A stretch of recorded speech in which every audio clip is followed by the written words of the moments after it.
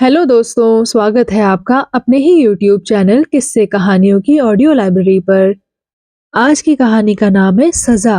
अच्छा, इससे पहले कि हम कहानी की ओर आगे बढ़ें, मैं आशा करती हूँ आपने अभी तक इस चैनल को सब्सक्राइब कर लिया होगा और अगर नहीं किया है तो अभी कर लीजिए।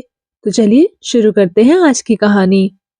हरिपुरा नाम के गांव में दो भाई रहते थे। बड़े का नाम गोपाल और छोटे का नाम भोपाल था। गोपाल बहुत चालाक था और भोपाल बहुत ही सीधा साधा। पिता की मृत्यु के बाद जमीन जायदाद का बंटवारा हुआ।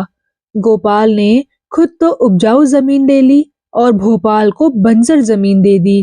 भोपाल और उसकी पत्नी सरिता ने खूब मेहनत करके बुआई के लिए जमीन तैयार की।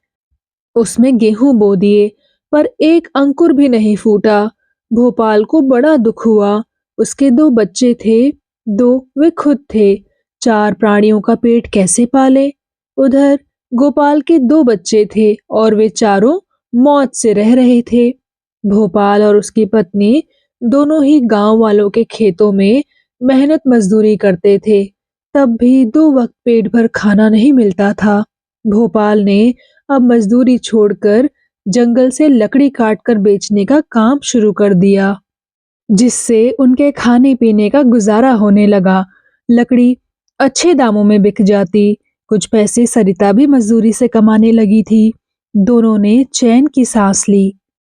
पर भाग्य को तो कुछ और ही मंजूर था। इधर सरिता तीसरे बच्चे की मां बनने वाली थी। जब काम करने लायक ना रह गई तो उसकी मजदूरी छूट गई। उधर बरसात शुरू हो गई। गीली लकड़ी के दाम अब कम मिलने लगे। भोपाल के परिवार की हालत बदल गई। रोटी के लाले पड़ गए। फिर भी वे खुद कम खाकर बच्चों को पेट भर खाना खिलाते। एक दिन भोपाल लकड़ियों का गट्ठर लेकर इधर उधर घूमता फिर रहा था। उसकी लकड़ियां नहीं बिकी। आज के भोजन की चिंता में वह घर लौटा। सरिता को सब हाल बताया। दोनों चुप बैठ गए। बच्चे शोर मचाने लगे। माँ के पास आकर कहने लगे, माँ जल्दी भोजन बनाओ, बड़ी भूख लगी है। पर सरिता चुप रही। भोपाल ने कहा, भाभी से थोड़ा आटा लाकर इनके लिए रोटी बना दो। कल सुबह मैं लकड़ियां लेकर शहर जाऊंगा, ये सब बिक जाएंगी। सरिता बड़े अनमने मन से जेठानी के यहाँ गई। जेठानी से बोली, जीजी आज लकड़ी नहीं बिकी, बच्चे भूखे हैं, एक सेर आटा दे दो, लकड़ी बिकते ही दे जाऊंगी। इस पर उसकी जेठानी ने उसे फटकारते हुए कहा, जब खाने का जुगाड़ नहीं है तो बच्चे काहे को पैदा कर लिए हैं? अब तीसरे की तैयारी है। तुझे शर्म नहीं आती? मेरे यहाँ क्या सदाव्रत खुला है कि आ गई आटा मांगने? सरिता निराश होकर लौटने लगी। गोपाल ने अपनी पत्नी पवित्रा से कहा, आज इसे आटा दे दो। वैसे कल भी ये क्या करेंगे? गीली लकड़ी बिकती भी तो नहीं। जेठानी गुस्से में पैर पटकते हुए अंदर गई और सरिता को दो वक्त का आटा लाकर दे दिया। सरिता घर आई और पति को सब बात बताई। भोपाल ने सरिता को धीरज बंधाया, कहा, यह हमारे दिनों का फेर है, सब ठीक हो जाएगा। सरिता ने नमक की रोटियां बनाकर बच्चों को दे दी। जब बच्चे खा चुके तो सरिता ने भोपाल को भोजन करने के लिए बुलाया। दोनों ने भोजन किया। सरिता और भोपाल सारी रात सोचते रहे। एक ही माँ बाप के दोनों बेटे हैं। विधाता ने भाग्य कितना बदल दिया। एक मजे करता है और दूसरा भूखा रहता है। सुबह तो जौ की दो रोटी खाकर भोपाल लकड़ियों का गट्ठर उठाकर शहर चला गया। वहां उसकी सारी लकड़ियां बिक गई। जो पैसे मिले उनसे वहीं से खाने का सामान लेकर घर आया। पत्नी को सब सामान देकर कहा, तुम भोजन बनाओ, मैं कल के लिए लकड़ियां काट लाऊं। रात भर में कुछ सूखी सी हो जाएंगी और आज की तरह कल जल्दी ही बिक जाएंगी। भोपाल अब बोरी, रस्सी और कुल्हाड़ी लेकर जंगल में पहुंचा। जंगल में वर्षा का पानी भरा हुआ था। अब वह बड़ा परेशान था कि लकड़ियां कैसे काटे। कल फिर बच्चे भूख से बिलखेंगे। वह बहुत दुखी था। उसने सोचा, जंगल में जो पोखर है उसमें डूबकर अपनी जान दे देता हूँ, सब दुखों से छुटकारा मिल जाएगा। जैसे ही वह पोखर की तरफ चला, बड़े जोर की आवाज हुई। ठहरो, नादान, क्यों अपनी जान गंवाने जा रहा है? भोपाल डर गया। उसने हिम्मत करके चारों ओर देखा, वहां कोई नहीं था। उसने कहा, कौन है? सामने आओ। जवाब आया, मैं वन देवता हूँ। तुम बोलो, क्यों मरना चाहते हो? भोपाल ने अब अपनी पूरी कहानी सुनाई। वन देवता ने उससे कहा, तुम परेशान मत हो, जंगल की पूर्व दिशा में जाओ, वहां शेर के मुंह वाली एक गुफा है।